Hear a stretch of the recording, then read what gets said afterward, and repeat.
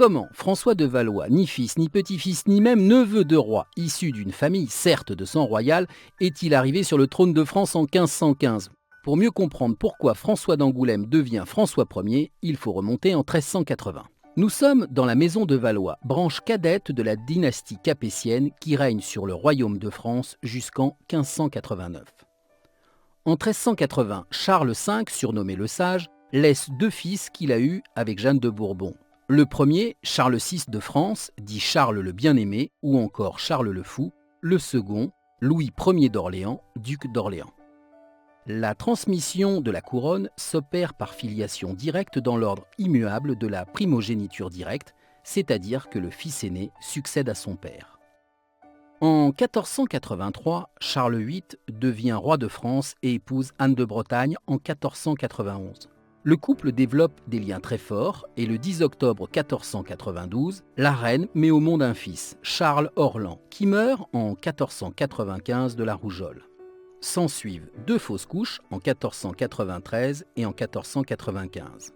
En 1496, la reine accouche d'un nouveau fils, Charles, qui décède 24 jours plus tard. En 1497, naît un autre garçon, François, qui ne survit pas non plus. Le 20 mars 1498, c'est une fille que l'on a juste le temps de prénommer Anne avant qu'elle ne meure. Une série noire semble s'abattre sur la couronne de France. Personne ne s'inquiète en cette année 1498. Pourtant, tout bascule dans l'après-midi du 7 avril à Amboise quand Charles VIII se fracasse la tête sur un linteau et meurt. Sans héritier direct, la couronne passe en ligne collatérale par les mâles à la branche d'Orléans. Et c'est donc son plus proche parent, Louis d'Orléans, arrière-petit-fils de Charles V, qui, par tradition, succède au défunt sous le nom de Louis XII. Louis XII épouse le 8 janvier 1499 à Nantes Anne de Bretagne. Oui, Anne de Bretagne. En effet, le nouveau roi s'empresse de faire annuler son mariage avec Jeanne de France, prétextant que celui-ci n'a jamais été consommé et fait appliquer la clause du contrat de mariage entre Charles VIII et Anne de Bretagne, qui spécifiait que la reine devait se remarier avec son successeur s'il n'avait pas de descendance mâle. Ainsi, Anne de Bretagne épouse son ex-beau-frère Louis XII et devient pour la seconde fois reine de France. Presque 9 mois après son mariage, le 13 octobre 1499, elle donne la vie à une fille, Claude. En 1500, la reine fait une fausse couche. En 1503, c'est un autre fils, François, qui naît mais qui ne termine pas le mois. On compte encore 2 fausses couches entre 1505 et 1509.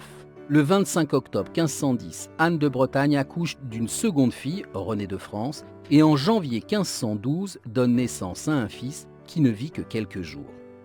Étrangeté de l'histoire, de son mariage avec Charles VIII, Anne de Bretagne a perdu tous ses enfants.